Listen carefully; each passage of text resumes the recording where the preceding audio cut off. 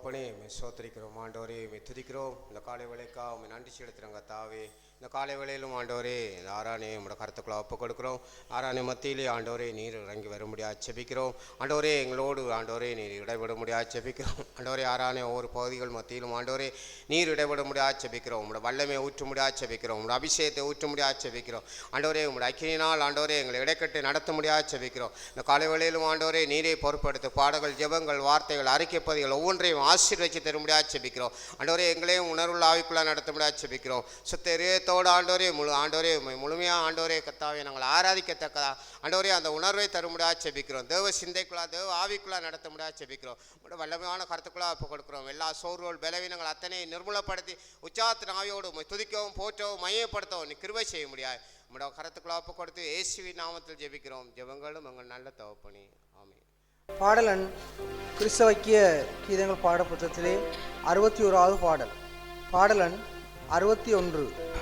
நன்றியால் பாடிடுவோம், நல்லவர் இயேசு நல்கிய எல்லா நன்மைகளை நினைத்தே நாம் இந்த பாடல். நன்றியால் பாடிடுவோம், நன்றியால் பாடிடுவோம், நல்லவர் இயேசு நல்கிய எல்லா நன்மைகளை நினைத்தே. நல்லவர் இயேசு நல்கிய எல்லா நன்மைகளை நினைத்தே. செங்கடலை நடுவாய் பிரித்த எங்கள் தேவனின் கரமே, செங்கடலை நடுவாய் பிரித்த எங்கள் தேவனின் கரமே, தாங்கே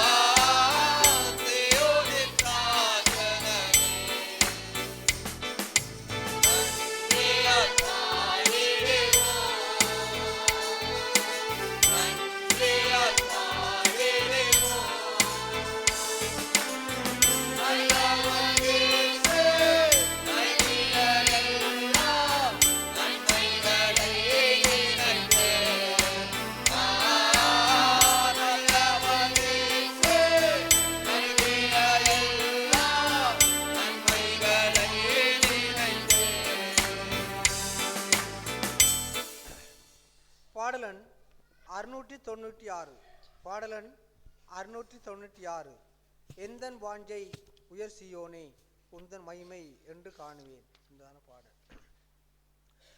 எந்தன் வாஞ்சை உயர் சியோனே உந்தன் மகிமை என்று காணுவேன். எந்தன் வாஞ்சை உயர் சியோனே உந்தன் மகிமை என்று காணுவேன். பட்கப்பாதே ஆயிரம் கண்கள் வேண்டுமே பரிசுத்த ஒன்றில் ஒன்றே. பட்கப்பாதே ஆயிரம் கண்கள் வேண்டுமே பரிசுத்த ஒன்றில் ஒன்றே. வேண்டுமே உங்கவன் ஒன்றில் வீற்றிருப்பாரே.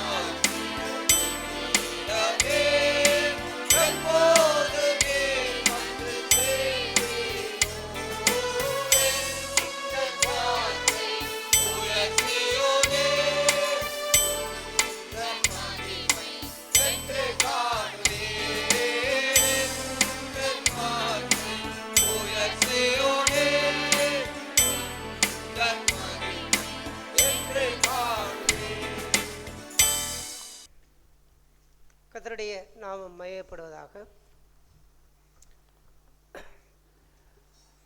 நாம் இந்த உலக வாழ்க்கையிலே குடும்பம் என்கின்ற அந்த வாழ்விலே கணவன் மனைவி பெற்றோர் பிள்ளைகள் என்கின்ற அந்த ஒரு குடும்பமே அவனுடைய சபையாக போதும் ஒவ்வொரு நாளும் தேவனுக்கு முன்பாக அது கட்டப்பட்டு வளர வேண்டும் என்பதை ஆண்டவர் விரும்புகின்றார். இந்த உலகத்திலே நாம் எத்தனையோ குடும்பங்கள், விசுவாச குடும்பங்கள், அவிசுவாசிய குடும்பங்கள் என்று நிறைய உலகத்திலே வாழ்கின்றார்கள். அவர்களுக்கு பிள்ளைகள் பெற்றோர் என்கின்ற வாழ்விலே எல்லாம் வாழ்கின்றார்கள். அந்த உலகத்திலே தங்களுடைய பிள்ளைகளை நல்ல உயர்ந்த நிலைக்கு கொண்டு வர வேண்டும். அவர்களை படித்து பெரிய ஆளாக்கி அவர்களை உயர்ந்த ஸ்தானத்திலே அவர்களை நிறுத்த வேண்டும். இல்லாவிட்டால் தங்கள் பிள்ளைகளை நல்ல ஒரு வீரமிக்க நல்ல திறமைசாலிகளாக வீரர்களாக அவர்களை நிறுத்த வேண்டும். இல்லாவிட்டால் இந்த உலகத்திலே பெரிய பெரிய ஒரு தலைவர்களாக அவர்கள் மாற வேண்டும் என்று பிள்ளைகளுடைய வாழ்க்கையிலே அதிகமாய் பெற்றோர்கள் அவ்வாறு பிரயாசப்பட்டு பாடுபட்டு அவர்கள் தங்களுடைய பிள்ளைகள் இவ்வாறெல்லாம் வளர வேண்டுமென்று அவர்கள் செயல்படுகின்றார்கள். அது பூமிக்குரிய வாழ்க்கைக்கு அது நல்ல காரியம்தான். அதை நம்முடைய பிள்ளைகளும் அவ்வாறு இந்த உலகத்திலே உலக வாழ்க்கையிலே அவர்களும் மேன்மையான ஒரு இடத்திலே இருக்க வேண்டும். நல்ல ஒரு அறிவாளிகளாக நல்ல திறமைசாலிகளாக அவர்கள் வளர வேண்டும் என்று நாம் எண்ணுவதும் அது நம்முடைய பூமிக்குரிய ஒரு நியாயமான காரியமாக இருக்கலாம். ஆனால் அதை எல்லாவற்றையும் விட நம்முடைய பிள்ளைகளை குறித்து நமக்கு இருக்கக்கூடிய பிரதானமான நோக்கம் எது? ஆகையால் அந்த நோக்கத்தை வாழ்க்கையிலே நாங்கள் சரியாக அதனுடைய அந்த அஸ்திபாரமாகிய அந்த காரியத்தை நாங்கள் சரியாக வைத்திருக்காவிட்டால் போடாவிட்டால் அதிலே பிள்ளைகளுடைய வளர்ச்சி என்பது கட்டப்படுகின்ற வாழ்க்கை என்பது கேள்விக்குறியான ஒன்றாக மாறுகின்றது. நாம் நம்முடைய குடும்ப வாழ்க்கையிலே பிள்ளைகள் அவர்கள் எப்படி இருக்க வேண்டும், எப்படி வாழ வேண்டும் என்று அவர்களை குறித்த காரியம் எல்லாம் பூமிக்குரிய சிந்தனைகளை காட்டிலும் பூமிக்குரிய நோக்கங்களை காட்டிலும் அவர்கள் முதலாவது கர்த்தருடைய சந்நிதியிலே நிற்க வேண்டும். கர்த்தருடைய சமூகத்திலே அவர்கள் வாழ வேண்டும், அவர்கள் வளர வேண்டும். அதுதான் நம்முடைய விசுவாச வாழ்க்கையிலே மிக முக்கியமான பிரதானமான காரியம். ஆகையாலே தான் அப்படிப்பட்ட அந்த வாழ்க்கையிலே நாம் எப்படி நம்முடைய பிள்ளைகள் வளருகின்றார்கள், எப்படி வளர்ந்திருக்கின்றார்கள். இங்கே அநேக பெற்றோர்கள் இருக்கின்றோம். எல்லா பிள்ளைகளும் திருமணமாகி கொடுத்து விட்ட பெற்றோர்களும் இருக்கின்றீர்கள். ஒரு சில பிள்ளைகளை திருமணமாக்கி கொடுத்த பெற்றோர்களும் இருக்கின்றீர்கள். சிறு பிராயத்தில் இருக்கக்கூடிய பிள்ளைகளை வைத்திருக்கக்கூடிய பெற்றோர்கள் இருக்கின்றீர்கள். வாலிப பிராயத்திலே பிள்ளைகளை வைத்திருக்கக்கூடிய பெற்றோர்கள் இருக்கின்றீர்கள். அப்படிப்பட்ட இந்த வாழ்க்கையிலே நம்முடைய சிந்தனை எப்படிப்பட்டதாய் இன்றைக்கு இருக்கின்றது? பிள்ளைகளை எந்த கண்ணோட்டத்திலே அவர்களை நாம் பார்த்து வளர்க்கின்றோம்? இப்படிப்பட்ட வாழ்க்கையிலே நம்முடைய பிள்ளைகளுடைய பின்னணிகள் அது எவ்வாறான கோணத்திலே அந்த வாழ்க்கைகள் அவர்களுக்கு அமைந்து இருக்கக்கூடிய சூழ்நிலைகள் இருக்கின்றது.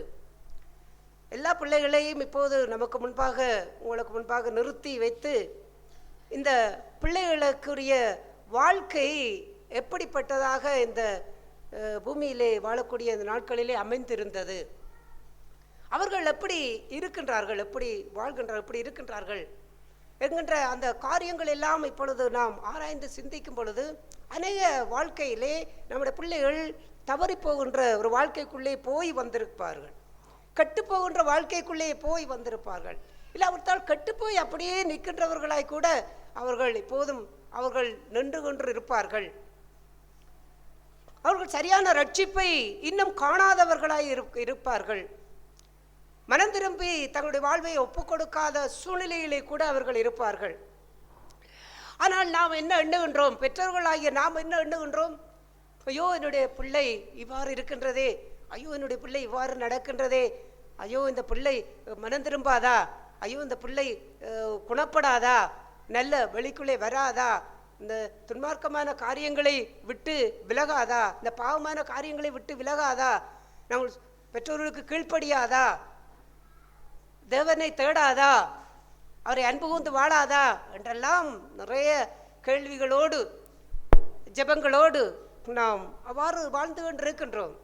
ஆனால் வெள்ளம் வரும் முன்னே அணை கட்டுங்கள் என்று சொல்லுவார்கள். தலைக்கு மேலே வெள்ளம் வந்து விட்டால் அங்கே எதுவும் மிஞ்சாது. ஆகையால் வாழ்க்கையிலே நாம் அணை போடுவது என்பது பிரதானமான ஒன்றாய் இருக்கின்றது.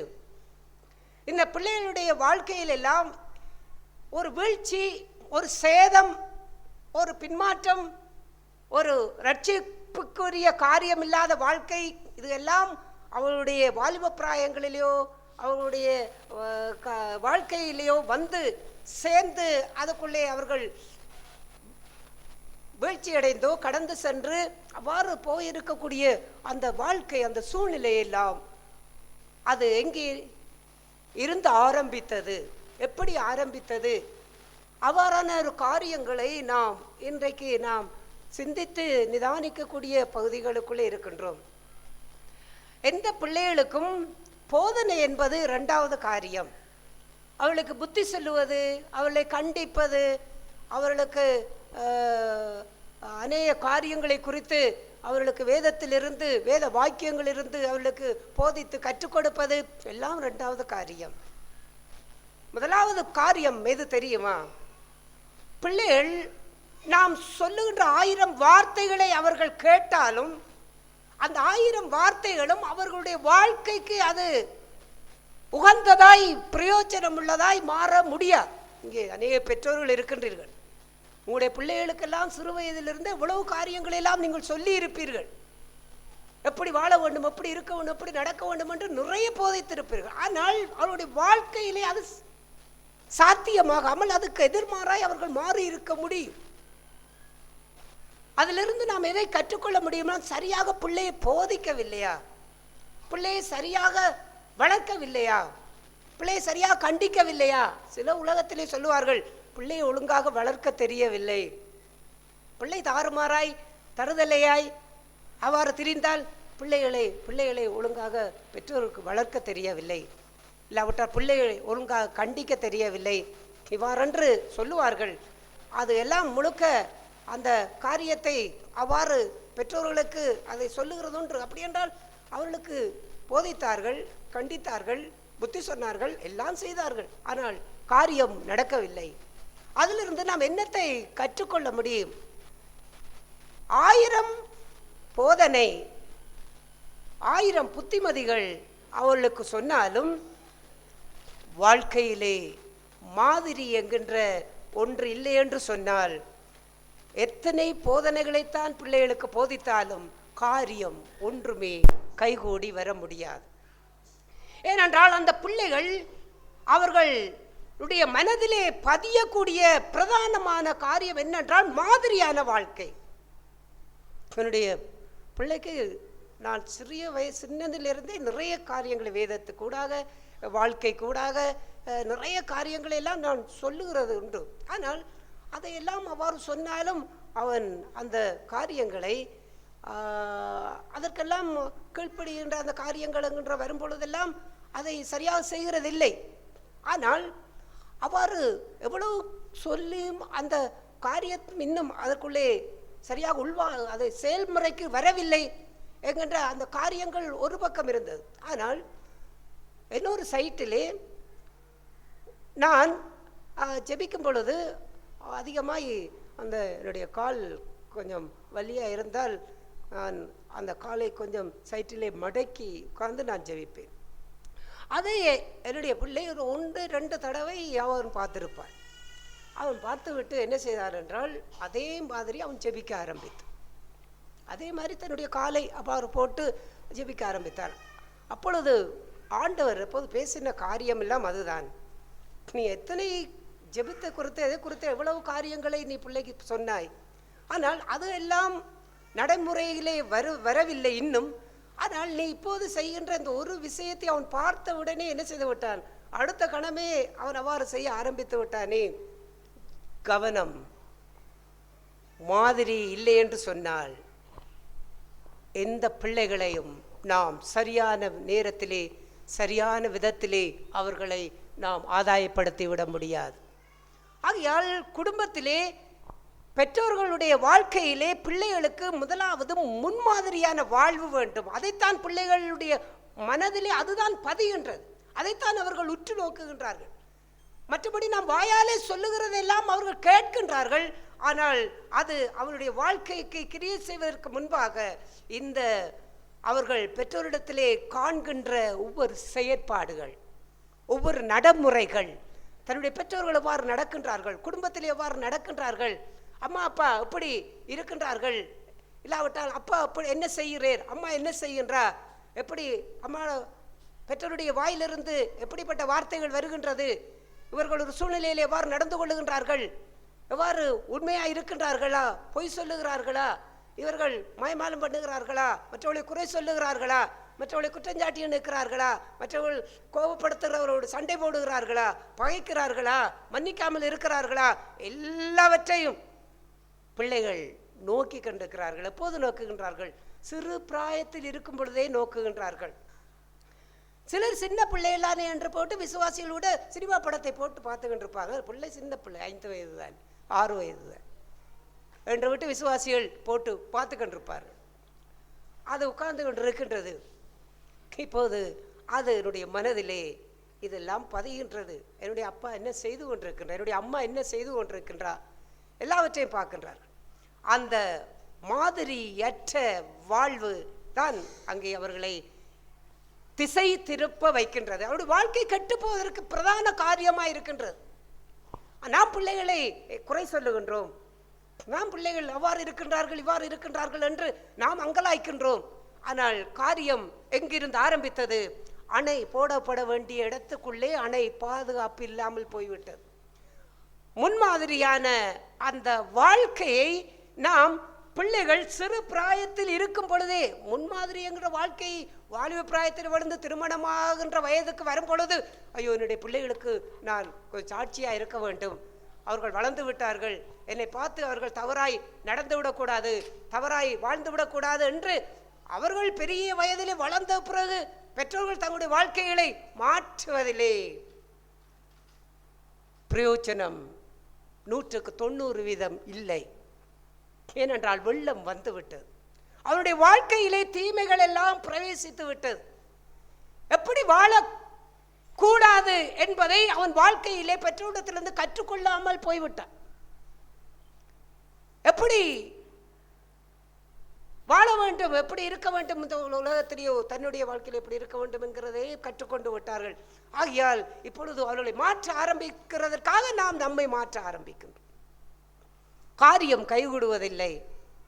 ஆகையாலே தான் இளம் குடும்பத்தில் இருக்கின்ற சகோதர சகோதரிகள், திருமணமானவர்கள் கவனமாய் உங்களுடைய வாழ்க்கையை பாதுகாத்து கொள்ளும்படிக்கு இதெல்லாம் உங்களுக்கு கிடைக்கின்ற பெரிய பாக்கியமாக சத்தியமாக எண்ணிக்கொள்ளுங்கள். ஆகையால் மற்ற பெற்றோர்களுக்கெல்லாம் இல்லை என்றில்லை, யாவருக்கும் உரியது. எபேசியருக்கு எழுதின நிருபம் 6ஆம் அதிகாரம்,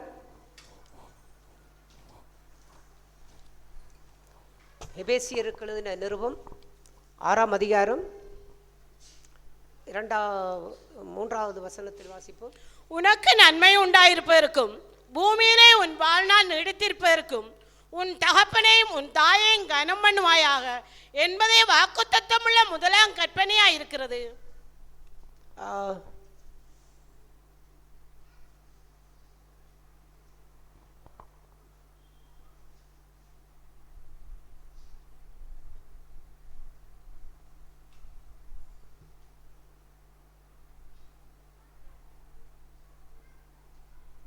சரி, 4வது வசனத்தை வாசிப்போம். பிதாக்களே, நீங்களும் உங்கள் பிள்ளைகளை கோபப்படுத்தாமல் கர்த்தருக்கேற்ற சிற்செயலின் போதனையிலும் அவர்களை வளர்ப்பீர்களாக. போதும். இங்கே பார்க்கின்றோம், பிதாக்களே உங்கள் பிள்ளைகளை கோபப்படுத்தாதீர்கள். கோபப்படுத்தாமல், கோபப்படுத்துவது என்று நினைக்கும் பொழுதெல்லாம் நாம் என்ன எண்ணுகின்றோம் என்றால், அவர்கள் விரும்பின ஒன்றை கேட்கும் பொழுது நாம் செய்யாவிட்டால் அவர்களுக்கு கோபம் வரும். அவர்கள் தங்களுடைய ஃப்ரெண்ட்ஸுகளோடு எங்கேயாவது போக வேண்டும் என்று கேட்பார்கள். இல்லை இல்லை அப்படியெல்லாம் போக வேண்டாம் என்றால் உடனே அவர்களுக்கு கோபம் வரும். தான் கேட்டதுக்கு செய்யவில்லை, இல்லாவிட்டால் அவர்கள் ஏதாவது ஒரு இடத்திற்கு போகணும் வருவாங்க, ஏதாவது ஒன்றை வாங்கி தரும்படி கேட்பார்கள். அதை செய்யவில்லை என்று சொன்னால் அவர்களுக்கு கோபம் வரும். நான் கேட்டதை செய்யவில்லை என்று அவர்களுக்கு கோபம் வரும். அவ்வாறெல்லாம் அவர்கள் கோபப்படுகின்ற அந்த கோபத்தை இங்கே சொல்லவில்லை. உங்கள் பிள்ளைகளை கோபப்படுத்தாமல் என்றால், பிள்ளைகள் கோபப்படாமல் இருக்க வேண்டும் என்றால் அவர்களுக்கு விரும்பினதெல்லாம் செய்து கொடுக்கத்தான் வேண்டும். தீமையையும் அவர்கள் கேட்டால் அவர்களுக்கு செய்யத்தான் வேண்டும். ஆனால் இந்த கோபம் என்று சொல்லுகின்ற இந்த வார்த்தை எதை குறிக்கிறது என்றால், பிதாக்களே உங்கள் பிள்ளைகளுக்கு கோபமூட்டாமல் அடுத்த என்ன சொல்லுகின்றார்? கர்த்தருக்கேற்ற சிற்சையிலும் போதனையிலும் அவர்களை வளர்ப்பீர்களாக. இப்போது என்னுடைய பிள்ளையை நான் எப்படி கோபப்படுத்துகிறேன் என்றால், அவனுக்கு ஒன்று தவறை செய்யும் பொழுது அந்த தவறை என்ன செய்கிறேன்? கண்டிக்கிறேன். ஏன் இப்படி செய்த? நீ பொய் சொல்லிவிட்டால் வைத்துக் கொள்ளுங்கள். ஏன் பொய் சொன்னாய்? இல்லாவிட்டால் யாரோடையாவது சண்டை பிடித்து விட்டால் வைத்துக் கொள்ளுங்கள். ஏன் சண்டை பிடித்தாய் என்று என்ன செய்கிறேன்? பிள்ளைக்கு போதிக்கின்றேன், இல்லாவிட்டால் கண்டிக்கின்றேன். அவ்வாறு போதித்து கண்டிக்கும் பொழுது அந்த பிள்ளை நம்மிடத்திலே ஒன்றை பார்க்கின்றது. அதான் சொன்னதை போல மாதிரி. பாருங்கள், நீங்கள் பிள்ளைகளுக்கு மற்றவர்களுக்கு முன்பு பிள்ளைகளை அடித்தால், பிள்ளை ஒரு தவறை செய்து விட்டார், 5 பேர் இருக்கிற இடத்துல பிள்ளை தவறு செய்யவோட அந்த 5 பேருக்கு முன்னுக்கே அந்த பிள்ளையை அடிக்கிறீர்கள். அந்த பிள்ளையை அடிக்கும் பொழுது அந்த பிள்ளையுடைய பார்வை எங்கே இருக்கும் தெரியுமா? எங்கே இருக்கும் சொல்லுங்கள்? அந்த சுற்றி இருக்கிற 5 பேரை தான் அந்த பிள்ளை பார்க்கும். தன்னை அடிக்கிற அந்த அப்பாவையும் அம்மாவையே பார்க்காது, அந்த 5 பேரை தான் பார்க்கும். ஏனென்றால் இந்த ஆட்களுக்கு முன்னுக்கு வைத்து தன்னை அடிக்கிறது அதற்கு ஒரு அவமானம்.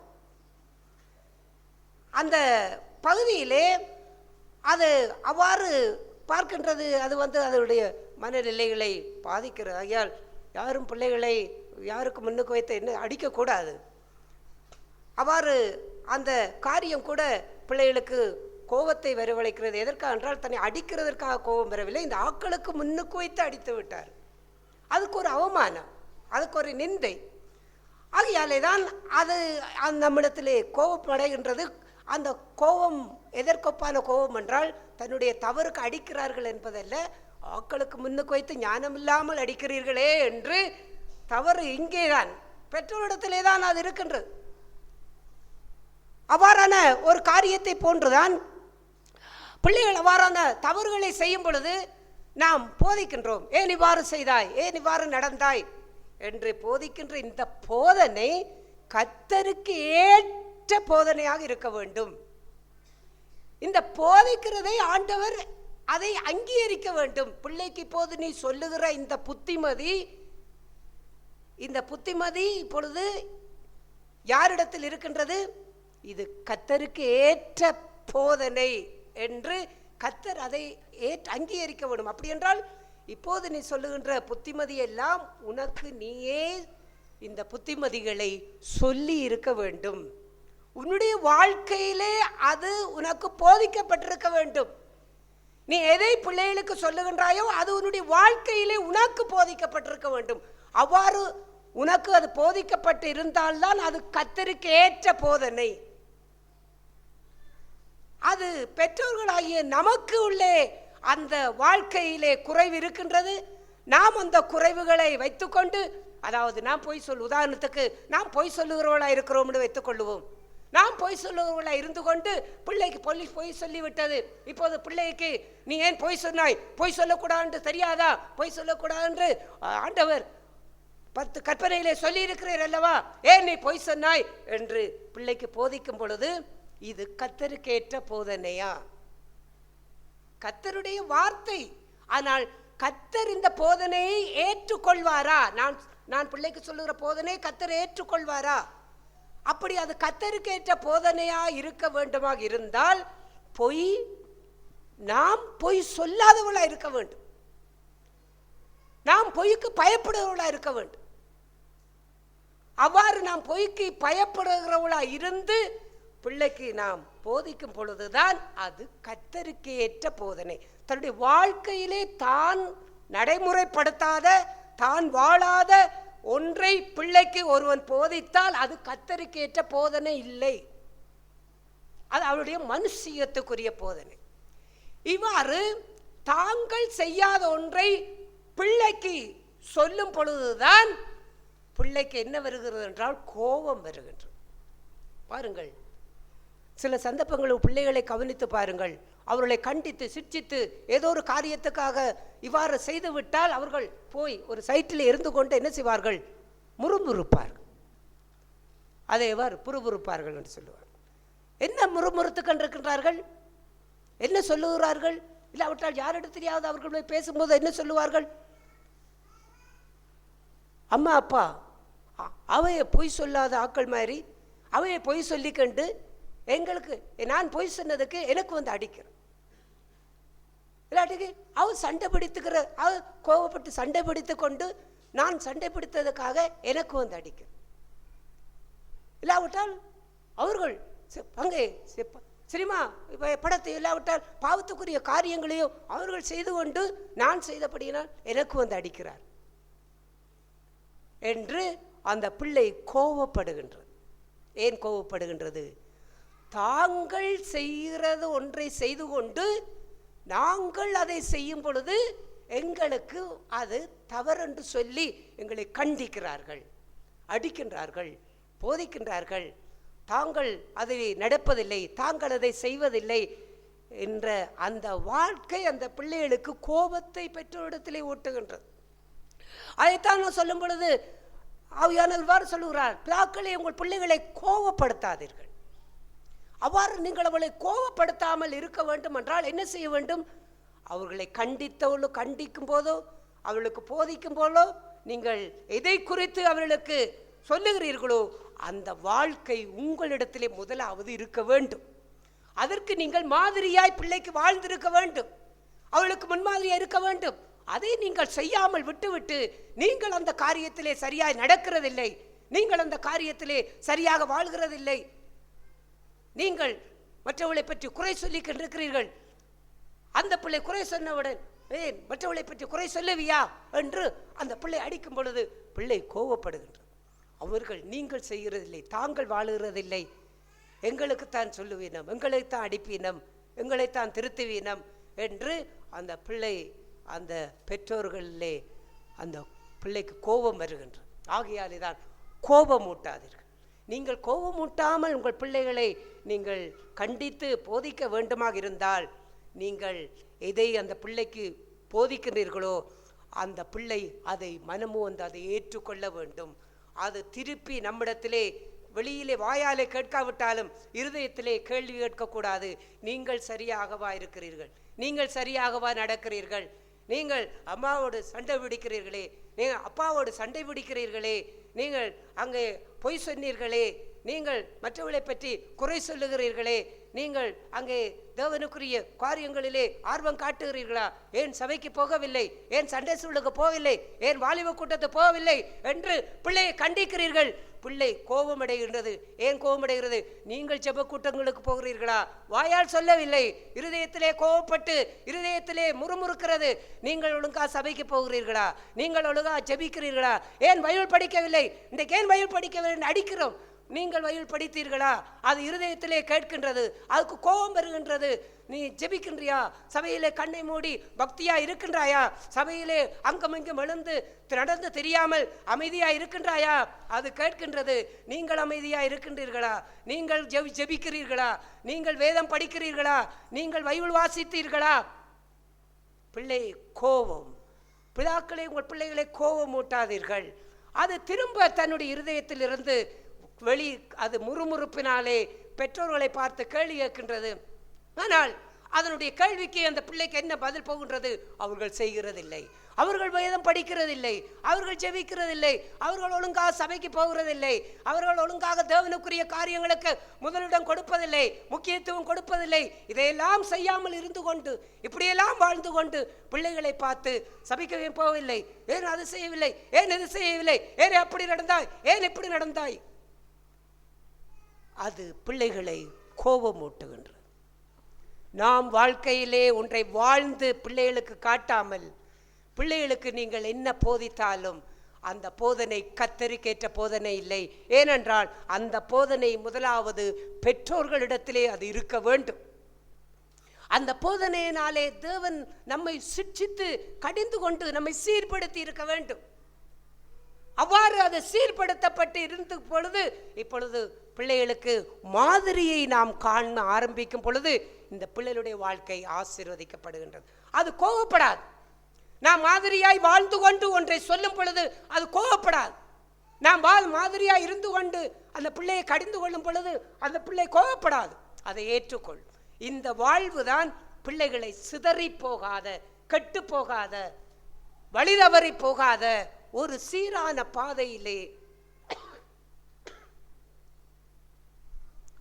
அந்த சீரான பாதையிலே அந்த பிள்ளைகளை பாதுகாப்பாக தேவனுக்குள்ளே கொண்டு நடத்துவதற்கு ஏதுவாக இருக்கின்றது.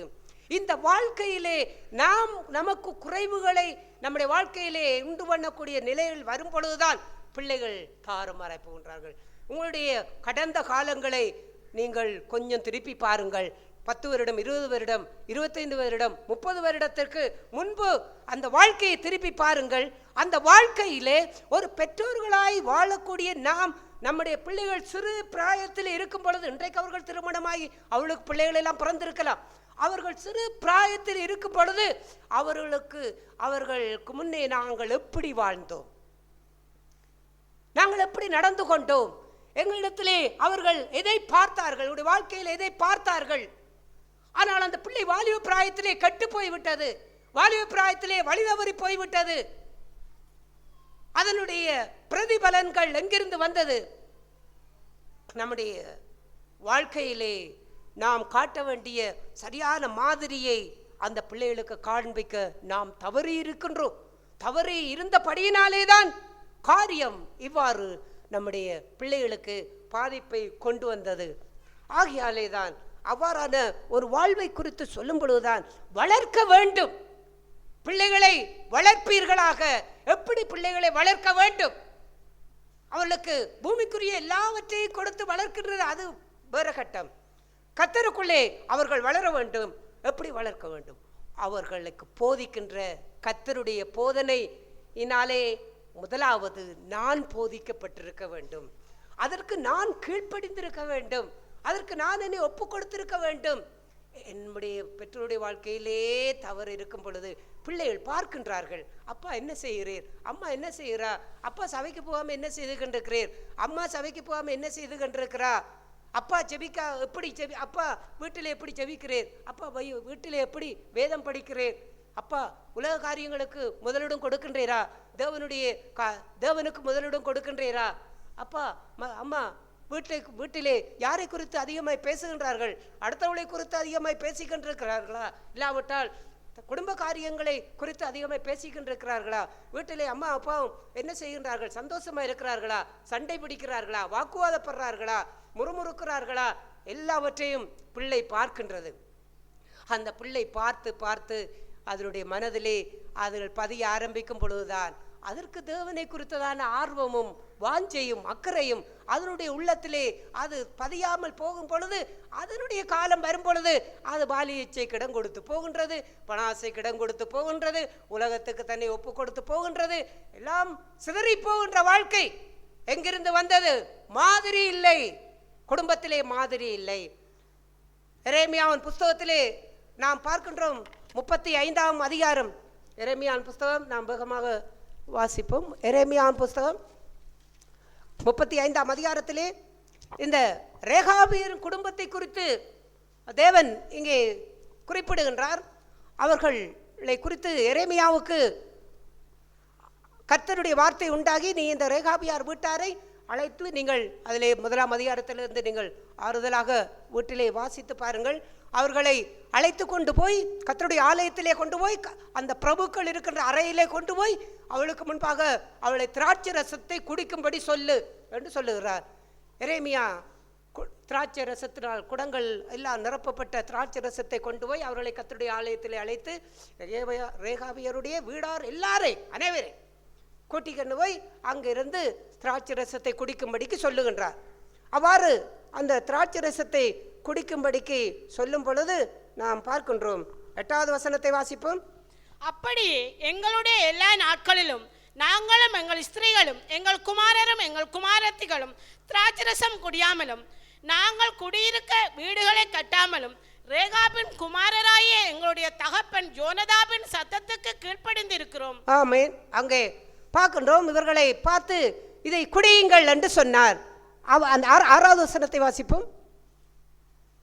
அதற்கு அவர்கள், நாங்கள் திராட்சரசம் குடிக்கிறதில்லை, ஏனென்றால் ரேகாபின் குமாரராகிய எங்களுடைய தகப்பன் யோனதாப் நீங்கள் பரதேசிகளாய் தங்குகிற தேசத்தில் நீடித்திருக்கும்படிக்கு நீங்களும் உங்கள் பிள்ளைகளும் என்றென்றைக்கும் திராட்சரசம் குடியாமலும் வீட்டை கட்டாமலும் விதையை விதையாமலும் திராட்சை தோட்டத்தை நாட்டாமலும் அதை கையாளாமலும் உங்களுடைய எல்லா நாட்களிலும் கூடாரங்களிலே குடியிருப்பீர்களாக என்று எங்களுக்கு கட்டளையிட்டார். இவ்வாறு கட்டளையிட்டார். எங்களுடைய தகப்பன் கட்டளையிட்டார். எங்கள் தகப்பனுக்கு அவருடைய தகப்பன் கட்டளையிட்டார். ரேகாபியர் கட்டளையிட்டார். அதற்கு யோனதாப் கீழ்ப்படிந்தார். யோனதாப் இப்பொழுது எங்களுக்கு கட்டளையிட்டார். பிள்ளைகளாகிய நாங்கள் அதற்கு கீழ்ப்படிந்து இந்நாள் வரைக்கும் கீழ்ப்படிந்து வாழ்ந்து கொண்டிருக்கின்றோம். திராட்சரசம் குடிக்க கூடாது. நீ பரதேசியா எங்கெல்லாம் சஞ்சரிக்கிறீர்களோ அங்கெல்லாம் உங்கள் வாழ்க்கை பரதேசியாவே இருக்கட்டும். வீட்டை கட்டாதீர்கள், தோட்டங்களை நாட்டாதீர்கள், நீங்கள் அங்கே எவ்வாறே உங்களுடைய வாழ்க்கையை கொண்டு நடத்துங்கள் என்று பாருங்கள். ஒரு மனுஷன், ஒரு தகப்பன் தன்னுடைய பிள்ளைகளுக்கு இவ்வாறு சொல்லும் பொழுது அது தலைமுறைக்கும் அந்த காரியம் அப்படியே வருகின்றது. பாருங்கள், இது எவ்வளவு பெரிய ஒரு ஆசீர்வாதமான. அப்பொழுது அவர் சொல்லுகிறார், இந்நாள் வரைக்கும் நாங்கள் எங்களுடைய ஸ்திரீகள், எங்களுடைய மனைவிகள், எங்களுடைய குமாரர், எங்களுடைய குமார்த்திகள், ஆண் பெண், எங்களுடைய பிள்ளைகள், மனைவி ஒருவருமே நாங்கள் திராட்சரசம் நாங்கள் குடிக்கிறதில்லை. குடிக்க சொல்லி சொன்னதார் ஒரு தீர்க்கதரிசி, பெரிய எரேமியா தீர்க்கதரிசி. எங்கே வைத்து குடிக்க சொன்னார்? கர்த்தருடைய ஆலயத்திலே கொண்டு போய் குடிக்க சொல்லி கர்த்தர் சொன்னார். பிரபுக்கள் இருக்கின்ற அறையிலே கொண்டு வைத்தார். பாருங்கள், கர்த்தருடைய ஆலயத்திலே எப்பவும் பரிசுத்தம் தான் இருக்கும், அங்க அசுத்தம் இருக்காது. அது அவர்களுக்கு நன்றாக தெரியும். அப்படிப்பட்ட ஒரு பரிசுத்தம் உள்ள ஒரு ஆலயத்திலே இது பாவமா இருக்காது என்கின்றதை கர்த்தர் அதை கூட சிலவளை அவர்கள் சிந்தித்து குடிப்பார்கள் என்று கூட அவ்வாறு எரேமியா நினைத்திருக்கலாம். இல்லாவிட்டால் அவ்வாறு ஒரு மனநிலை அவரிடத்தில் இருக்கா என்பதை சோதித்து பார்த்திருக்கலாம். இன்றைக்கு பாருங்கள், சபையிலே ஒன்றை சொன்னால் இது சபையிலே சொல்லி இருக்கின்றார்கள், ஆகையால் செய்யக்கூடாது. ஆனால் சபையிலே இப்பொழுது சொல்லுகின்றோம், நீங்கள் எல்லோரும் காதலிக்கலாம் என்று சொல்லுகின்றோம். இல்லாவிட்டால் சபையிலே சொல்லுகின்றோம், நீங்கள் எல்லாரும் சினிமா படம் பார்க்கலாம். இல்லாவிட்டால் சபையிலே சொல்லுகிறோம், நீங்கள் எல்லோரும் எப்படி உங்களை அலங்கரிக்க வேண்டுமோ அப்படியெல்லாம் அலங்கரிக்கலாம். உங்களுடைய ஆடைகளை எப்படியெல்லாம் போட இயலுமோ அப்படியெல்லாம் நீங்கள் போடலாம். நீங்கள் எப்படியெல்லாம் வாழலாம் அப்படியெல்லாம் வாழலாம் என்று சபையிலே இவ்வாறு சொல்லிவிட்டோம் என்று வைத்துக் கொள்ளுங்கள். இவ்வாறு சொல்லிவிட்டோம். எத்தனை பேருடைய வாழ்க்கையிலே சபையிலே சொல்லிவிட்டார்கள், இனி நாம் என்ன செய்யலாம், இனி நாம் நம்முடைய விருப்பப்படி நாம் போட்டுக்கொள்ளலாம், நாம் எல்லாம் செய்யலாம் என்று அவ்வாறு நினைத்து அதை செய்கின்றவர்கள் எத்தனை பேர் இருப்பார்கள். இல்லாவிட்டால் அவ்வாறு சபையிலே உள்ள ஊழியக்காரன் அவ்வாறு சொல்லிவிட்டால் வேதம் என்ன சொல்லுகின்றது, தேவனுடைய வார்த்தை என்ன சொல்லுகின்றது, அதை தங்களுடைய வாழ்க்கையிலே அதற்கு கீழ்ப்படிந்து இல்லாவிட்டால் தங்களை வளர்த்த தங்களுடைய ஆவிக்குரிய பெற்றோர்கள் தங்களுக்கு எதை கற்றுக் கொடுத்திருக்கின்றார்கள், எந்த வாழ்க்கையை கற்றுக் கொடுத்திருக்கிறார்கள் என்கின்ற அந்த வாழ்க்கையை பின்பற்றுகின்ற அந்த ஜீவியத்திலே அது சபையிலே சொன்னாலும் அவர்கள் தங்களுடைய வாழ்க்கையிலே தேவனுக்கு எப்படி வாழ வேண்டுமோ அப்படி வாழுவார்கள். ஆனால் சபையிலே சொல்லிவிட்டார்கள், இனி இதெல்லாம் செய்யலாம், இது பிழை இல்லை, பாவம் இல்லை என்று அவ்வாறு போகின்ற ஒரு வாழ்க்கையை போன்றுதான் இந்த சம்பவம் நடக்கின்றது. கர்த்தருடைய ஆலயத்திலே பரிசுத்தம் தான் இருக்கும், அசுத்தம் இருக்காது. தேவனுக்கு பிழையை செய்ய சொல்லி சொல்ல மாட்டார். அங்கே சரியானதைத்தான் செய்வார். திராட்சை ரசத்தை தேவனே குடிக்கும்படிக்கு சொல்லுகிறார் என்றால் இது பாவமில்லை என்று அவர்கள் குடித்திருக்கலாம். இந்த பிரபுக்களுடைய அறையிலே அவர்கள் எல்லாம் இருக்கின்றார்கள், இவர்கள் எல்லாம் இதை செய்யாதவர்கள், ஆனால் நம்மை செய்ய சொல்லுகிறார்கள் என்றால் இது செய்யலாம் என்று கூட தங்களை மாற்றிக்கொள்ளவில்லை. அவர்கள் சொன்னார்கள், நாங்கள் குடிக்கிறதில்லை, எங்களுடைய தகப்பன் எங்களுக்கு கட்டளையிட்டிருக்கிறார். பாருங்கள், ஆசீர்வாதம் அங்கு இருக்கின்ற எங்களுடைய தகப்பன் கற்பித்து எங்களை கட்டளையிட்டிருக்கிறார். தகப்பன் சொல்லுவதை எந்த பிள்ளைகள் இந்த நாளிலே கடைபிடிக்கின்றார்? எத்தனையோ பிள்ளைகள் தகப்பன் சொல்லுவதை அருவாசி கேட்பார்கள், மீதியை கேட்க மாட்டார்கள். இல்லாவிட்டால் எல்லாவற்றையும் கேட்பார்கள். தங்களுடைய திருமண காரியம் என்று வரும்பொழுது அதற்கு கீழ்ப்படிய மாட்டார்கள். ஏன்? தங்களுடைய பெற்றோர்களுக்கு எல்லா காரியத்திலும் கீழ்ப்படுகின்ற காரியங்கள் குறைவு. ஆனால் அவ்வாறான காரியங்களை போன்று இங்கு இல்லை. இங்கே சொல்லப்படுகின்றது, எங்களுடைய தகப்பன் எங்களுக்கு சொல்லி இருக்கின்றது. அப்படி என்றால் அந்த தகப்பன் எப்படிப்பட்டவனாய் இருந்திருப்பான்? அதுதான் அங்கே பிரதானமான காரியம். அந்த ஜோனத்தாப் எப்படிப்பட்டவனாய் இருந்திருப்பார்? அந்த ரேகாப் எப்படிப்பட்டவராய் இருந்திருப்பார்? அவர்கள் இதே வாழ்க்கையை பின்பற்றினவர்களாயிருந்தார்கள். இதே வார்த்தை அவர்கள் கடைபிடித்தவர்களாக இருந்தார்கள், அதற்கு கீழ்ப்படிந்தவர்களாக இருந்தார்கள். அவர்கள் அவ்வாறு கடைபிடித்து கீழ்ப்படிந்து அதை தேவனுக்குள்ளான ஒரு வாழ்க்கையாய் தங்களை அதற்குள்ளே ஈடுபடுத்தி கொண்டு வாழ்ந்தபடியினாலேதான் அவருடைய வாழ்க்கையிலே அது ஒரு தீர்மானமாய் பொருத்தனையாய் அவர்கள் எண்ணி வாழ்ந்தபடியினால் அந்த வாழ்க்கையினுடைய ஆசீர்வாதம், ரேகாப்புடைய ஆசீர்வாதம் ஜோனத்தாப்புக்கு வந்தது. யோனத்தாப்புடைய ஆசீர்வாதம் பிள்ளைகளுக்கு வந்தது. தகப்பன் இல்லை, மரித்து விட்டார்கள். இப்பொழுது அந்த தகப்பன் இல்லாவிட்டாலும் எங்களுடைய தகப்பன் சொல்லி இருக்கின்றார் என்ற அந்த வார்த்தை அவருடைய வாழ்க்கையிலே தொனித்துக் கொண்டிருந்தது. அல்லேலூயா.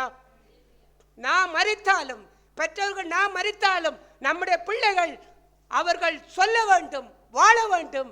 எங்களுடைய பெற்றோர் இப்படித்தான் வாழ்ந்தார்கள், எங்களுடைய பெற்றோர் இதைத்தான் சொன்னார்கள், தேவனுக்குரிய வாழ்க்கையை இப்படித்தான் எங்களை கற்றுத்தந்தார்கள், இப்படித்தான் போதித்தார்கள் என்று பெற்றோர்கள் மரித்தாலும் பிள்ளைகள் அவ்வாறு வாழ்கிறார்களா இருந்தால் அந்த வாழ்க்கை ஆசீர்வாதமான.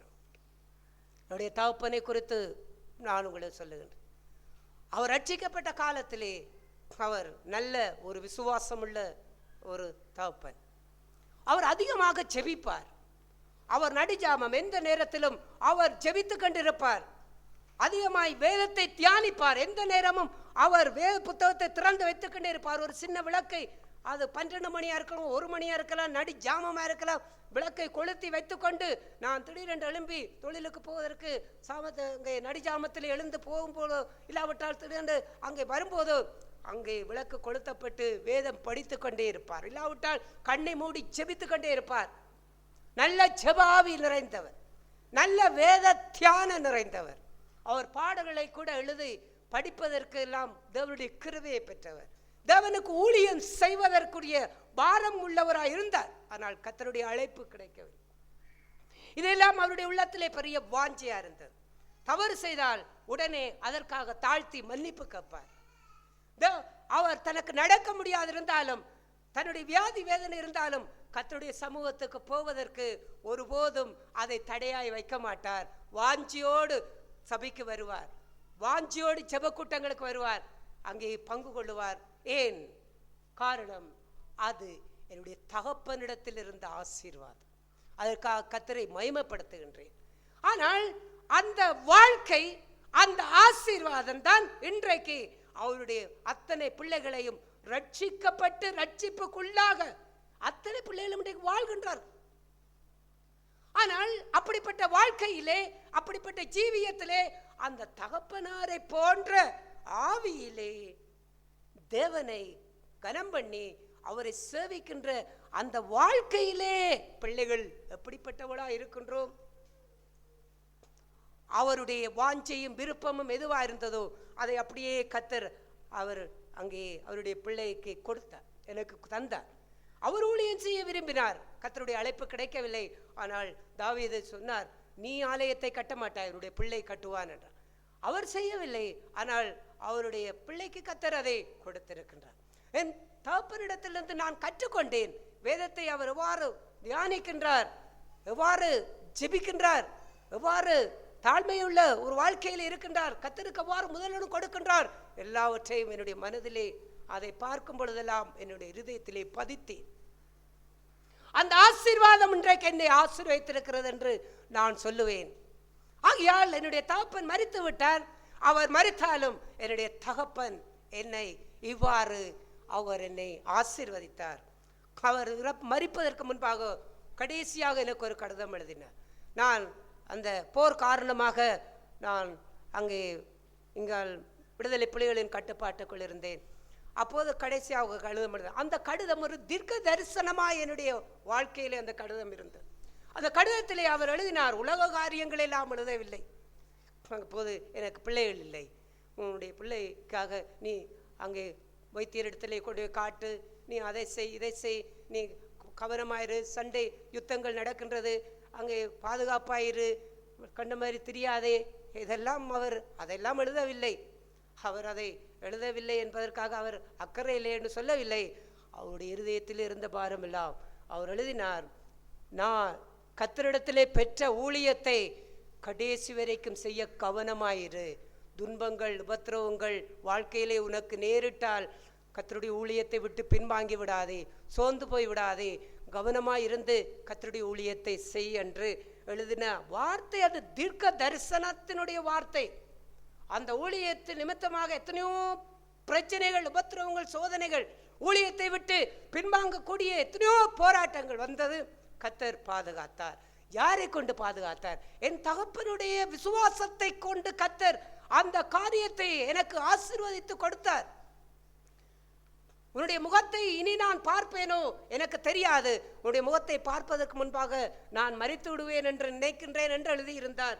அதே போல என்னுடைய முகத்தை அவர் பார்க்கவில்லை, அதை பார்ப்பதற்கு முன்பாகவே அவர் மரித்து விட்டார். அந்த வாழ்க்கை, அந்த ஜீவியம், இன்றைக்கு அந்த ஒரு வார்த்தை இன்றைக்கும் என்னுடைய வாழ்க்கையிலே அது என்னை ஆசீர்வதித்து கொண்டிருக்கின்றதே. கவனமாயிரு. ஒரு தகப்பனுடைய இருதயம் பிள்ளையை குறித்து எப்படிப்பட்ட ஒரு பாரம் உடையதா இருக்குது. நம்மை குறித்து, பெற்றோர்கள் குறித்து நம்முடைய இருதயம் என்ன பாரத்தால் நிறைந்திருக்கின்றது. இந்த பிள்ளைகள் எல்லாம் தேவனுக்குள்ளே வளர வேண்டும், இந்த பிள்ளைகள் எல்லாம் கர்த்தருக்கென்று வாழ வேண்டும், இந்த பிள்ளைகள் எல்லாம் கர்த்தருக்குள்ளே நல்ல ஊழியம் செய்ய வேண்டும் என்கின்ற அப்படிப்பட்ட ஒரு பாரமுடைய வாஞ்சையுடைய பெற்றோர்களாக இருக்கின்றோமா? இத்தனை பெற்றோர்கள் தோற்று போயிருக்கின்றோம். தோல்விகளை குறித்து இனி நாம் யோசித்து பிரயோஜனம் இல்லை. தோற்று போன வாழ்க்கையை குறித்து யோசித்து பிரயோஜனம் இல்லை. இன்றைக்கும் நாம் வாழ்ந்து கொண்டிருக்கின்றோம். இனியும் நாம் வாழ வேண்டியவர்கள். இந்த வாழ்க்கையை எப்படி நாங்கள் இன்றைக்கு அமைத்து கொண்டு வாழப்போகின்றோம்? உங்களுடைய பேர பிள்ளைகளுக்கு இனி மாதிரியாயிருங்க. பிள்ளைகளுக்கு மாதிரியா இல்லாமல் போய்விட்டோம். பேர பிள்ளைகளுக்கு மாதிரியாயிருங்கள். உங்களுடைய திருமணமான பிள்ளைகளுக்கு இன்னும் மாதிரியாயிருங்கள். அவருடைய வாழ்க்கைக்கு மாதிரியாயிருங்கள். அவர்கள் உங்களை பார்க்கும் பொழுது உங்களிடத்திலே துர்க்கிரியலுக்குரிய கெட்ட நடத்தைகளை பார்க்கக்கூடாது, மாதிரியற்ற காரியங்களை பார்க்கக்கூடாது. என்னுடைய அம்மாவினிடத்தில், என்னுடைய அப்பாவினிடத்திலே எதை நான் பார்த்தேன் என்று இன்றைக்கு நான் என்னுடைய பெற்றோரை குறித்து சொல்லுவதை போல் என்னுடைய தாயை குறித்து, அவருடைய விசுவாசத்தை குறித்து, உத்தம விசுவாசத்திலே வாழ்கின்ற ஜீவியத்தை குறித்து நான் சொல்லுவதை போல உங்களுடைய பிள்ளைகள் உங்களை குறித்து சொல்ல வேண்டும். என்னுடைய பிள்ளை என்னை குறித்து சொல்ல வேண்டும். அவன் சொல்லுவான். ஏனென்றால் என்னுடைய பிள்ளைக்கு நான் காண்பிக்க விரும்புவதெல்லாம் மாதிரி. ஒரு சிறு காரியத்திலே கூட இடரல் உண்டாக்கி விடாதபடிக்கு நான் கவனமாய் இருக்க விரும்புகின்றேன், ஜாக்கிரதையாக இருக்க விரும்புகின்றேன். இவ்வாறான அந்த யோனதாப், ரேகாபியருடைய இந்த இவர்களுடைய வாழ்க்கை முன்மாதிரியாக இருந்து அவர்களுக்கு பிள்ளைகளுக்கு போதித்தார்கள். ஒருவன் வாழ்ந்து கொண்டு எதை சொல்லுகின்றானோ அதை வாழ்க்கையிலே எந்த அளவுக்கு கடைபிடித்து வாழுகிறார்கள் என்பது இது நல்ல உதாரணம். இதை வாழ்க்கையிலே பின்பற்றுங்கள். இந்த வாழ்க்கையிலே இவர்கள் இவ்வாறு வாழும் பொழுது அவளுக்கு கிடைத்த ஆசீர்வாதம் என்ன? அந்த 35ஆம் அதிகாரம் 19வது வசனத்தை வாசிப்போம். ஆதலால் சகல நாட்களிலும் எனக்கு முன்பாக நிற்கத்தக்க புருஷன் ரேகாபின் குமாரனையாக யோனதாப்புக்கு இல்லாமல் போவதில்லை என்று இஸ்ரவேலின் தேவனாய சேனைகளின் கர்த்தர் சொல்லுகிறார். இங்கே பாருங்கள், எத்தனை ஆசீர்வாதமான வாழ்க்கை. இந்த ஆசீர்வாதம் இந்த பிள்ளைகளுக்கு தேவன் சொல்லுகின்றார். சகல நாட்களிலும் எனக்கு முன்பாக நிற்கக்கூடிய புருஷன் இந்த ரேகாபியருடைய குடும்பத்திலே இல்லாமல் போவதில்லை. அப்படி என்றால் என்ன? எத்தனை தலைமுறை போனாலும் எனக்கு முன்பாக இவருடைய பிள்ளைகள் நின்று கொண்டே இருப்பார்கள். இது எத்தனை பெரிய ஆசீர்வாதம்! இந்த ஆசீர்வாதத்திற்கு காரணம் யார்? இந்த ஆசீர்வாதத்துக்கு யார் காரணமா இருந்தார்கள்? ரேகாபியர், ஜோனத்தான் அவர்கள் தான் காரணமாக இருந்தார்கள். அவர்கள் தான் பிள்ளைகளுக்கு இவர் தேவனே இப்பேற்பட்ட மகத்துவமான இந்த ஆசீர்வாதமான வாழ்க்கையை கர்த்தரே இவர்களுக்கு கொடுக்கத்தக்கதாக இந்த பிள்ளைகள் ஆசீர்வதிக்கப்பட்டார்கள். நாம் மரித்த பிற்பாடு நம்முடைய பிள்ளைகள் எப்படி வாழுவார்கள்? இந்த கேள்வி நான் ஏற்கனவே உங்களுக்கு சொல்லி இருக்கின்றேன், இப்போதும் சொல்லுகின்றேன். எனக்குள்ளே எப்போதும் எழுந்து கொண்டிருக்கின்ற கேள்வி எல்லாம், ஆண்டவரே, நான் மரித்த பிற்பாடு என்னுடைய பிள்ளை இந்த பூமியிலே எப்படி வாழும்? எப்படி வாழும்? அவன் தேவனுக்குள்ளே எப்படி வாழ்வான்? கர்த்தருக்குள்ளே அவன் எப்படி வாழ்வான்? ஆசீர்வதிக்கப்பட்டவனாக வாழ வேண்டும். அதுதான் என்னை சமாதானத்துடன் படுத்து நித்திரை செய்வேன்.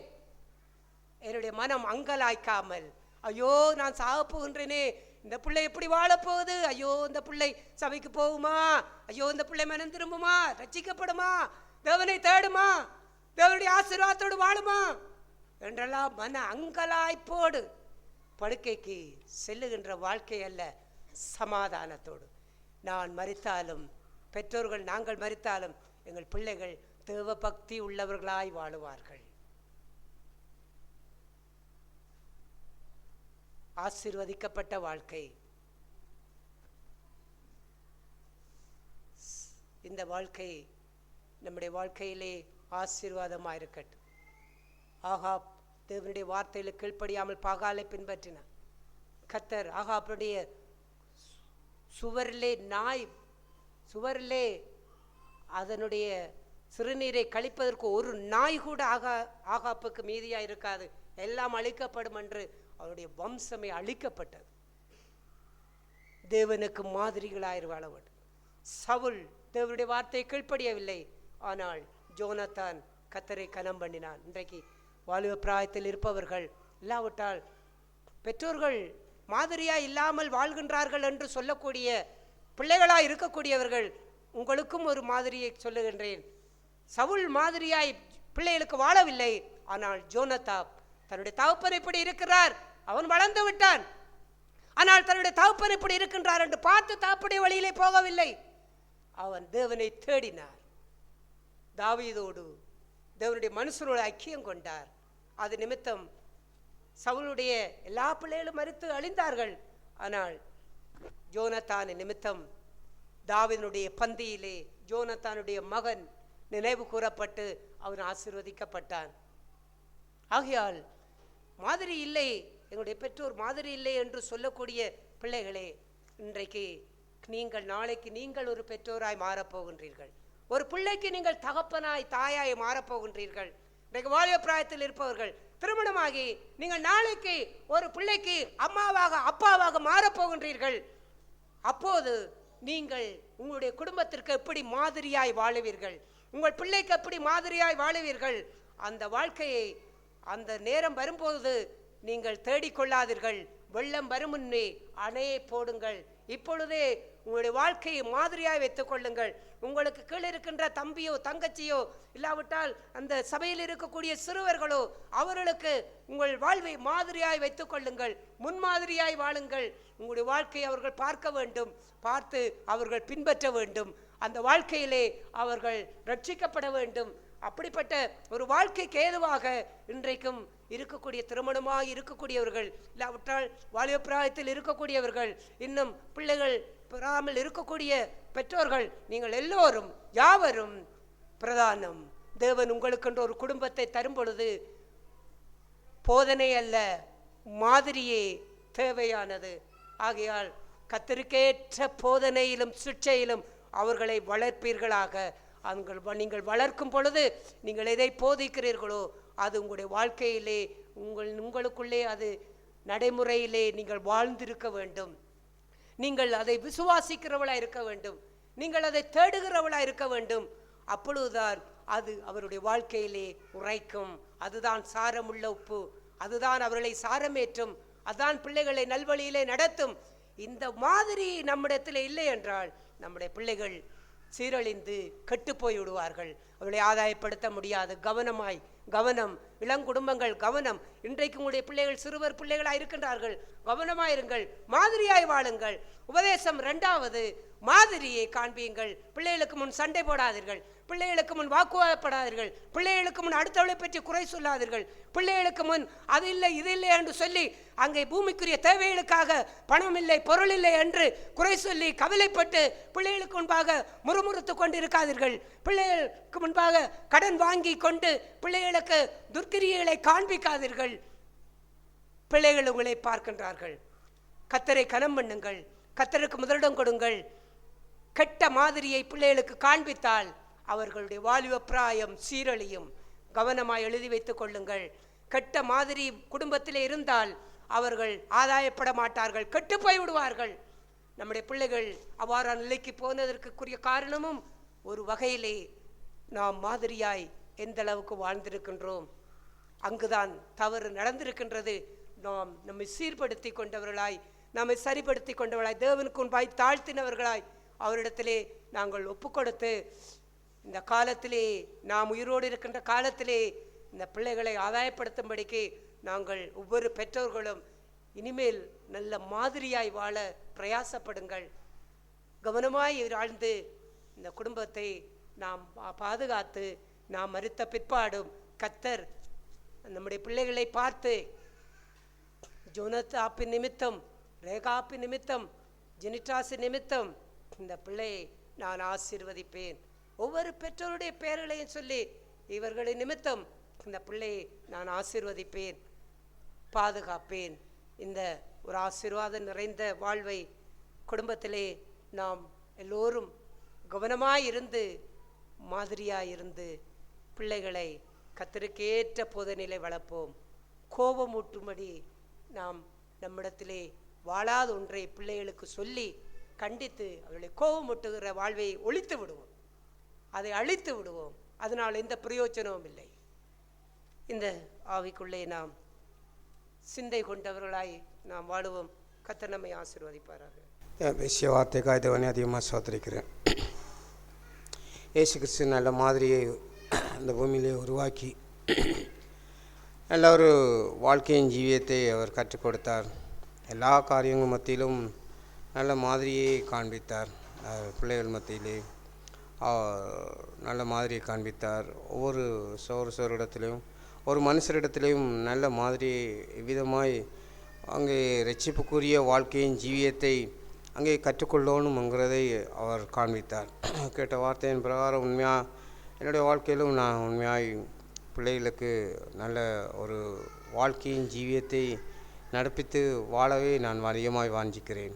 எப்பொழுதும் தேவனுடைய அந்த வாழ்க்கையின் ஜீவியம் என்னிடத்திலிருந்து அது பிள்ளைகள் மத்தியிலே அது பெருக வேணுங்கிறதே அதிகமாக நான் வாஞ்சிக்கிறது. எப்பொழுதும் அதை குறித்தான ஆவியானவர், பரிசுத்த ஆவியானவர் அதை குறித்தான உணர்வை ஒவ்வொரு நாளும் காண்பிப்பார், ஒவ்வொரு நாளும் பேசுவார். நீ எப்படி இருக்கிறாய், எப்படி நடக்கிறாய், எப்படி வாழ்கிறாய், எப்படி என்னை குறித்தான பக்தி வைராக்கியம் இருக்கிறதுங்கிறதெல்லாம் அது உன்னுடைய பிள்ளைகள் எப்பொழுதும் கண்காணித்து கொண்டே இருக்கிறார்கள்ங்கிறதை அதிகமாக இதை பரிசுத்த ஆவியானவர் அதிகமாக இடைப்பட்டு காண்பிப்பார். அதனால் நானும் அந்த நேரங்கள் அந்த சூழ்நிலை உணர்வடைகிற ஒரு ஜீவியம். ஆண்டவரே, என்னாலே ஒரு பிள்ளைகள் பாதிக்கப்படுகிற அளவுக்கோ என்னாலே இந்த ஒரு மாதிரி கெட்ட ஒரு வாழ்க்கையை நான் பிள்ளைகள் மத்தியிலே குடும்பத்திலே நான் வாழ்ந்துடாபடிக்கு அதிக ஜாக்கிரதாக விழிப்பாக இருந்து எப்படியெல்லாம் உமக்கு பிரியமாய், உமக்கு உண்மையாய், உத்தமமாய், பரிசுத்தமாய் எல்லா காரியங்கள் மத்தியிலையும், பேச்சு வாக்கிலே, நடைமுறையிலே, ஒவ்வொரு காரியங்கள் மத்தியிலையும் ஆண்டவரே நான் நல்ல ஒரு மாதிரியை காண்பிக்கட்டும். அந்த நல்ல மாதிரியை காண்பித்து பிள்ளைகள் என்னிடத்திலிருந்து கற்றுக்கொள்ளக்கூடிய ஒரு ஜீவியம். ஆகையால் அந்த மாதிரி உண்மையாய் என்னுடைய வாழ்க்கையிலே நான் கண்டு கொண்டதெல்லாம் அந்த மாதிரியான வாழ்க்கை இல்லை என்று சொன்னால் எவ்வளவு காரியங்கள் தாறுமாறாய் போய் பிள்ளைகள் தாறுமாறான ஒரு காரியங்களை பேச்சு வாக்கிலே நடைமுறை வாழ்க்கையிலே ஒவ்வொன்றொன்றையும் அங்கே வேதத்தை தியானிக்கிற வாழ்க்கையிலே ஜெபம் பண்ணுற வாழ்க்கை அந்த நிலையிலெல்லாம் நான் கண்டுகொள்கிற ஜீவியம் உண்மையான ஒரு நல்ல மாதிரியான ஒரு வாழ்க்கையை பிள்ளைகள் பார்த்து அதிலிருந்து பிள்ளைகள் கற்றுக்கொள்ள வேண்டும். பிள்ளைகள் நல்ல மாதிரியை காண்பித்து வாழ வேண்டும். தங்களோட வாழ்க்கையிலே அவருடைய பிற்கால வாழ்க்கையிலே நல்ல மாதிரியை அவர்கள் தங்களோட பிள்ளைகளை காண்பிக்கக்கூடிய ஒரு ஜீவியம்.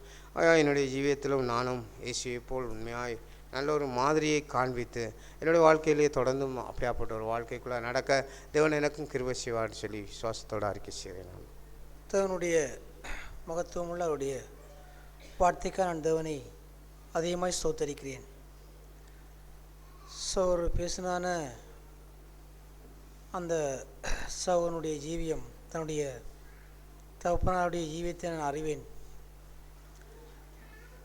அவர் தன்னுடைய பிள்ளைகளை மட்டுமல்ல, தன்னை சார்ந்திருக்கிற யாவருக்கும் அவர் முன்மாதிரியாய், என்னுடைய ஜீவியத்திற்கும் அவர் முன்மாதிரியாய் அவர் வாழ்ந்திருக்கிறார். ஆகையால் அவர் மரித்தும் இன்னும் அவருடைய ஜீவியம் அங்கே எனக்குள்ளே அது பேசிக்கொண்டிருக்கிறது. அவர் மரிக்கும் முன்னே அவர் எனக்கும் ஒரு கடிதம் ஒன்று எழுதினார். அதை நான் அநேக நாட்களாக என்னுடைய பேசிலே அதை வைத்திருந்தேன். அது என்னை அதிகமாக என்னுடைய நாவியிலிருந்து அதனை தூக்கி எடுத்தது. ஆகையால் நான் அந்த சகோதரனை தந்த தேவனுக்கு நன்றி செலுத்துகிறேன். நானும் இந்த எரேமியாவின் காலத்தில் உள்ள அந்த தகப்பனை போல நான் மரித்தாலும் என்னுடைய பிள்ளைகள், என்னுடைய சந்ததியார் அதை சொல்லும்படியான ஒரு ஜீவியத்திற்குள் வாழவே நான் விரும்புகிறேன். அவர்களுக்கு முன்மாதிரியாய், எனக்கு பின்பறுகிற சந்ததியாருக்கு முன்மாதிரியாக வாழும்படியான அந்த வார்த்தையை தேவன் தந்ததற்காக நான் தேவனை ஸ்தோத்தரிக்கிறேன். அப்படியே வாழ வேண்டும் சபையிலே அறிக்கை செய்கிறேன். அறிக்கையை காத்துக்கொள்ள கர்த்தர் உதவி செய்வார். அவையால் காலை வேளையில் பேசின வார்த்தைக்காய் அதிகமாக நன்றி செலுத்துகிறேன். என்னுடைய வாழ்க்கையை குறித்தும் மாதிரியான வாழ்க்கையை குறித்து சோரன் அதிகமாய் பேசும்போதும், நான் ஒரு பூமிக்குரிய காரியங்களிலே நான் ஒரு மாதிரியாக இருந்தாலும் என்னுடைய ஆவிக்குரிய காரியங்களிலே நான் ஒரு சரியான ஒரு மந்தமுடைய காரியமாயும் ஒரு மாதிரியற்ற ஒரு ஜீவியம் உள்ளவனாயுமே இந்த வழியிலுமாய் நான் வெட்கப்படுகிறேன். எப்போதும் என்னுடைய காரியங்கள் அனைத்தும் தேவனுக்குள்ளாய் வாழக்கூடிய ஜீவியம், பிள்ளைகளை நடத்தக்கூடிய காரியங்கள், என்னுடைய வாழ்க்கையிலே தேவனுக்குள்ளாய் எப்படி கொண்டு செல்ல வேண்டும் என்பதை குறித்தான அனைத்துமே எல்லாம் மந்தமடைந்து முழுவதுமாய் தன்னுடைய காரியங்கள் அனைத்தும் இந்த பிள்ளைகளை குறித்தான காரியங்கள் அனைத்தும் பூமிக்குரிய காரியத்தை மட்டுமே நோக்கி பார்த்தவனாய் நான் என்னுடைய வாழ்க்கையை நான் சரியான முறையில் நடத்தி செல்ல வேண்டும் என்று சொல்லி பூமிக்குரிய காரியங்களை மட்டும் சிந்தித்தவனாய் அந்த காரியத்திற்கு மட்டும் அவர்களை அதிகமாய் நான் என்னுடைய காரியங்களுக்குள்ளே நடத்தி சென்றதை இந்த உலகமாய் ஆவியானவர் உணரத்தக்கதாகவே அந்த காலை வழமை பேசினார். என்னுடைய மாதிரியான வாழ்க்கை இந்த பூமியிலே எதை நான் நடப்பித்தாலும் என்னுடைய ஆவிக்குரிய காரியங்களிலோ என்னுடைய தகப்பனுக்குரிய காரியங்களுக்குள்ளே நான் சரியான முறையிலே என்னுடைய வாழ்க்கையை மாதிரியை நான் நடத்தி செல்லவில்லை என்று சொன்னால் முழுவதும் எல்லாமே அழிந்து போகக்கூடிய காரியமாய் மாயையாய் மாறிவிடும் என்பதை குறித்தும் ஆவியானவர் இந்த உலகமாய் காலையில் பேசினார். எப்போதெல்லாம் என்னுடைய ஜீவியம் முழுவதும் தேவனுக்கு முன்பாய் முழுவதும் உண்மையும் உத்தவமாக இருந்து என்னுடைய வாழ்க்கை, என்னுடைய தகப்பன் எனக்கு வாழ்ந்து சென்றான காரியங்களை நான் என்னுடைய வாழ்க்கையின் மூலம் நான் அனுபவித்த அந்த வாழக்கூடிய ஜீவியம், அதேபோல் நான் மதிப்பேன். ஆனால் என்னை குறித்தான தேவனை குறித்தான சாட்சிகளும் என்னுடைய குறித்தான சொல்லக்கூடிய காரியங்களும் பிள்ளைகள் இதை சொல்லுவார்களா என்று சொல்லி பார்க்கும்போதும் நான் ஒரு கேள்விக்குரிய காரியத்துக்குள்ளாகவும் நிற்கிறேன். ஆண்டவருக்கு முன்பாய் நான் இப்பொழுதும் மனஸ்தாபம் அடைந்தவனாய் தேவனுக்கு முன்பாய் நான் வெட்கப்படுகிறேன். ஆவியானவர் என்னை அப்படியான ஒரு நிலையிலிருந்து உண்மையான ஒரு நல்ல தகப்பனாய் மாதிரியாய் இந்த பூமியில் வாழும் நாட்கள் வரைக்கும் தேவனுடைய சத்தியத்தையும் அவருடைய அன்பையும் ஒரு காரியங்களை சரியான முறையிலே நான் வெளிப்படுத்தி எனக்கு பின்னாடி வரக்கூடிய சந்ததிகளுக்கு நான் உண்மையாக இருந்து என்னுடைய பாதையிலே சரியான முறையில் நடத்தி செல்ல ஆவியான உதயசுவான சபையில் அறிக்கையிடுகிறேன். இதோட நாம் சோத்திரம் நாட்களே தேவன் சபையில் பேசிய வார்த்தைக்காய் தேவனை அதிகமாக நன்றி செலுத்துகிறேன். இங்கே பிதாவை குறித்து இயேசு கிறிஸ்து கொண்ட மாதிரியை அவரை பின்பற்றின பிரகாரம் இயேசு கிறிஸ்தனுடைய அந்த அடிச்சுவடுகளை சீசர்கள் அங்கே பின்பற்றினார்கள். அவர்களே நிலைத்திருந்து கடைசி வரையும் இங்கே அவரை மகிமைப்படுத்தின பிரகாரம் இன்றைக்கு நானும் ஒரு சீசனாய் இயேசுவின் மாதிரிகளை பின்பற்றுகிற ஒரு மனுஷனாய் இங்கே நாட்களிலே வாழக்கூடியான ஜீவியத்தை சிவனுடைய தேவன் இங்கே பேசினார். நானும் உணர்வோடைய வாஞ்சிக்கிறேன். இன்றைக்கு உலக பிரகாரமாக என்னுடைய தகப்பன் எனக்கு விட்டு சென்றான் அந்த மாதிரிகள் இங்கே அநேக காரியங்களை நான் பின்பற்றி வாழுறதைப் போல இன்றைக்கு என்னை குறித்தான மாதிரி இன்றைக்கு என்னுடைய பிள்ளைகளுக்கு நான் அதை எப்படி இங்கே விட்டு செல்கிறேன் என்பதை இங்கே நோக்கும்போது நான் அநேக குறைவுள்ள மனுஷனாக இங்கே இருக்கிறேன். இங்கே நானும் இந்த உலக பிரகாரமான வாழ்க்கையிலே சிறிய சிறிய காரியங்களிலே நானும் மாதிரி இழந்தவனாய் இங்கே என்னுடைய பிள்ளைகளினால் கடிந்து கொள்ளப்பட்ட ஒரு தகப்பனாய் அநேக சூழ்நிலையத்திலே இங்கே இருந்திருக்கிறேன். நாட்களில் தேவன் பேசும்போது நான் உணர்வடைந்தேன். இங்கே சிறிய காரியமாக இருந்தாலும் நான் அந்த பூமியிலே இந்த பிள்ளைகளுக்காய் விட்டு செல்லக்கூடியான அந்த காரியம் எப்படி என்று சொன்னால் அது ஒரு சாட்சியாக இங்கே இருக்க வேண்டும். அது உலக பிரகாரமான வாழ்க்கையில் என்றாலும் ஆவிக்குரிய பிரகாரமான வாழ்க்கையில் என்றாலும் நான் எதை செய்கிறேனோ எல்லாவற்றையும் இங்கே பிள்ளை அதை கண்ணோக்கி பார்க்கிறது என்கிறதான அந்த நிலையை என்னுடைய இதயத்தில் நான் முதலாக உணர்ந்து கொள்ள வேண்டும். அப்பொழுதே நான் ஒரு மாதிரி உள்ள ஒரு தகப்பனாய் என்னுடைய குடும்பத்தில் இங்கே வாழ முடியும். நல்ல உணர்வை தேவன் நாட்களிலே தேவன் தந்திருக்கிறார். நானும் இனிவர் நாட்களிலும் என்னுடைய பிள்ளைகளுக்கும் சபையிலே என கீழாக வாழக்கூடியான ஒவ்வொரு வாழ்வர்களுக்கும் ஒரு மாதிரி உள்ள ஒரு வாழ்க்கையை வாழக்கூடிய ஒரு ஜீவியத்தை இனிவர் நாட்களிலும் தேவன் தருவான் விசுவாசாரிக்கு சேரினான். கர்த்தருடைய பரிசுத்த நாமம் மகிமைப்படுவதாக. ஆண்டவர் காலை வேளையிலே பேசிய வார்த்தை அதிகமாய் இங்கே என்னை உணர்வடைய செய்தது. என்னுடைய ஜீவியத்திலே நான் என்னுடைய தகப்பனை கனம் பண்ணுவதை குறித்து காரியத்திலே நான் அவர் இறந்து விட்டார். ஆனாலும் இன்றைக்கும் அவரை நான் என்னுடைய இருதயத்திலே அங்கே கனம் பண்ணக்கூடிய ஒரு ஜீவியத்திலே இருக்கிறேன். நான் ரட்சிக்கப்பட்ட நாட்களிலே அங்கே என்னுடைய தகப்பனோடு நான் அவருடைய அந்த பொதுவான வாழ்க்கையை குறித்து அங்கே குற்று நோக்கி பார்க்க அங்கே அந்த நாட்களிலே எனக்கு அறிவை நான் பெற்றுக்கொள்ளவில்லை. ஆனால் இன்றைக்கு தேவன் ஒவ்வொரு காரியங்களிலும் அங்கே பேசக்கூடிய அந்த காரியங்களை எல்லாம் என்னுடைய இருதயத்திலே நான் சிந்திக்கும்போது என்னுடைய தகப்பனுடைய காரியங்களிலே அது இந்த காரியம் இருக்கிறதா என்று நான் எனக்குள்ளே வினவும் போது அங்கே அநேக காரியங்கள் சரி ஓடக்கூடியதான காரியங்கள் தான் அங்கே இருப்பதை நான் உணர்கிறேன். இன்றைக்கு நான் என்னுடைய ஜீவியத்திலே ஏதோ ஒரு வகையிலே மனசாட்சி உள்ளவனாய் நான் நிற்கிறேன், வாழுகிறேன் என்பதற்கு அங்கே ஆதாரமெல்லாம் நான் நினைக்கின்றேன். என்னுடைய தகப்பன் அந்த நாட்களிலே அங்கே வாழ்ந்த ஜீவியம் அன்று இங்கே அவர் ரட்சிக்கப்படவில்லை, ஆனால் தேவனை அறியவில்லை. ஆனாலும் அவரிடத்திலே பிழையென்று போடக்கூடியது ஒன்றெல்லாம் என்னுடைய மனசாட்சி நிமித்தம் அங்கே அவர் குடிப்பழக்கத்துக்குரியவர் என்பது மட்டும்தான். நானும் அந்த காரியங்களை குறித்து அதிகமாக உணர்வடைகிறேன். என்னுடைய ஜீவியத்திலே என்னுடைய பிள்ளைகளுக்கு முன்பாக நான் எப்படி இருக்கிறேன்ங்கிறதை இந்த காலை வேளையிலே அதிகமாய் நான் சிந்தித்தேன். என்னுடைய பிள்ளைகளுக்கு முன்மாதிரியாக இருக்கிறேனா? என்னுடைய ஜீவியத்தினால் வரும் நாட்களில் என்னுடைய பிள்ளைகள் எனக்கு பின்பதாக அவர்கள் அப்படி வாழ்ந்து விடுவார்களோங்கிறதான அந்த பயம் நிறைந்த வாழ்க்கையை இந்த நாட்களிலே இந்த காலை வேளையிலே நான் அதிகமாக உணர்கிறேன். தேவனிடத்திலே நான் கேட்பதெல்லாம், ஆண்டவரே தயவு செய்து என்னுடைய பிள்ளைகளுக்கு முன்பாக நான் இங்கே பிழையான மனிதனாய் நான் வாழ்ந்து விடக்கூடாது. என்னுடைய மாதிரியானது அது என்றைக்கும் முன்மாதிரியாக இருந்து விட வேண்டும் என்றே இந்த காலை வேளையிலே நான் வாஞ்சிக்கிறேன். அப்பேற்பட்ட ஒரு வாஞ்சையை தேவன்தாம் எனக்கு தந்து அப்பேற்பட்ட ஒரு மாதிரியான வாழ்க்கையை வாழ தேவன் எனக்கு உதவி நம்பிக்கை அறிக்கை செய்கிறேன். அறிக்கையை காத்துக்கொள்ள தேவன் தாம் உதவி செய்வாராக.